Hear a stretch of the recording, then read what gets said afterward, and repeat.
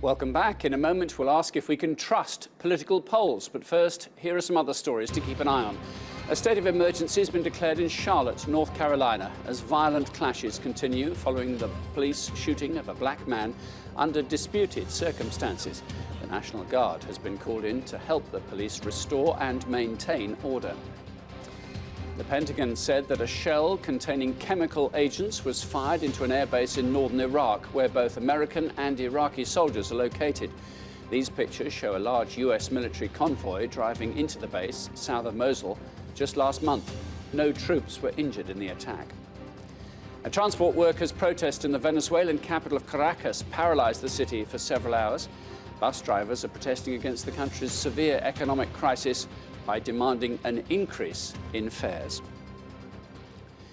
The forthcoming US presidential debates may or may not help ultimately decide who wins the race to the White House, but increasingly that race is looking very close. Here is a live graph from the website for Real Clear Politics. It tracks the polling average between Trump and Clinton. As you can see here, the Clinton line way ahead just a few months ago, much closer just before June, and then in August, fun enough, just before the Democratic convention, touching, and then here they are very much closer together mid-September.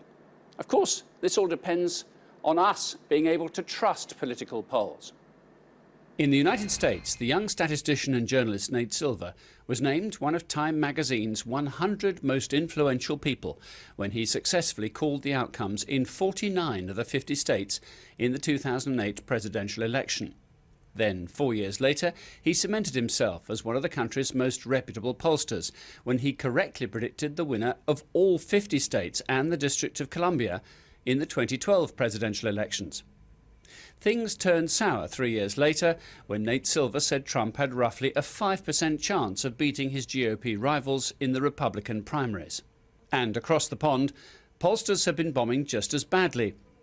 They got the Scottish independence referendum wrong when they predicted a close result. In the end, there was a solid 55% to 45% majority for no. In the UK's 2015 general election, right up to election day, polls and commentators were predicting that the election was too close to call.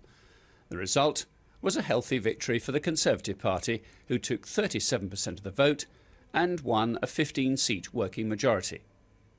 The EU referendum was no better, with less than a third of pollsters correctly predicting a leave vote. Well, to discuss that further, I'm joined now by Gideon Skinner, who's head of political research at Ipsos Mori. That's a leading market research polling company. And also with us via Skype is Kenneth Goldstein, who's a professor of politics at the University of San Francisco. He's joining us today from Washington, D.C. Kenneth Goldstein, do we trust the polls this year? Well, there's not a simple one-word answer to that question.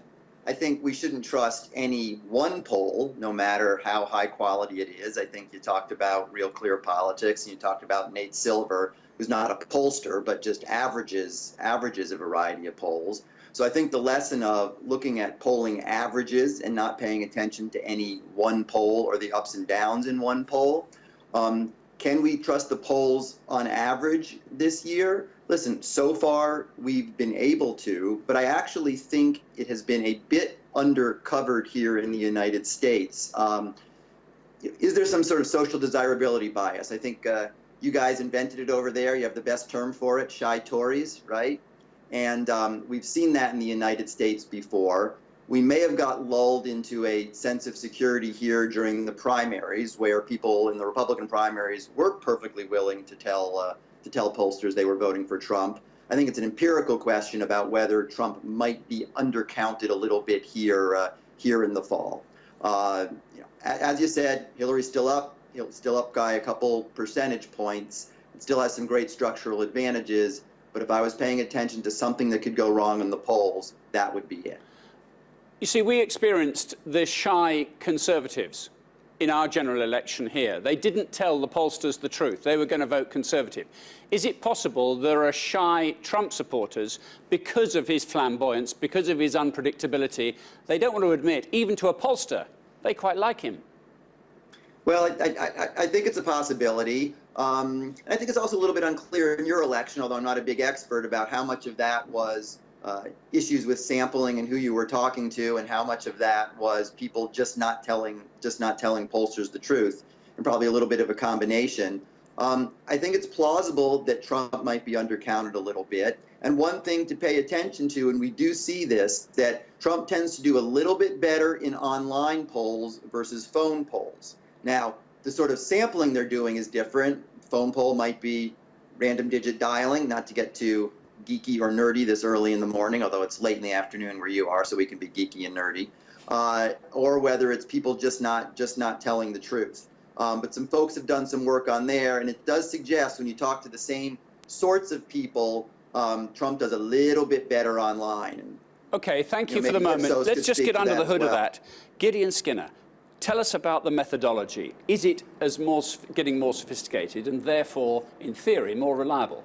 We're trying to make changes all the time. If you take a long-term trend of the polls, they've tended to become more accurate over the decades. But we definitely have challenges in what we do, and actually some of the other changes in society more broadly are making our job more difficult. Like what? So, for example, you think about the response to the economic crisis in 2007-8 and the rise of insurgent parties in many countries, and that tends to make our life more difficult. You look at falling rates of turnout in many countries around the world again, and that makes it more difficult because the type of people who vote are different to the type of people who don't vote. But I think we're trying as an industry to respond to those, to develop new techniques. Perhaps importantly, we're trying to be, in many countries, transparent about the work that we do.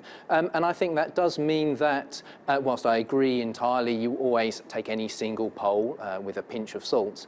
But I think that means you can have confidence in polls, and particularly if you're looking beyond just the horse race numbers, you're looking at some of the deeper political and underlying social attitudes that maybe are driving people's views towards politics and politicians. But it's got more complex, hasn't it? Because it's not simply, I suppose, the right, left or the centre, or it's that candidate or that candidate. These disruptive forces in terms of the political personalities are disrupting your profession too.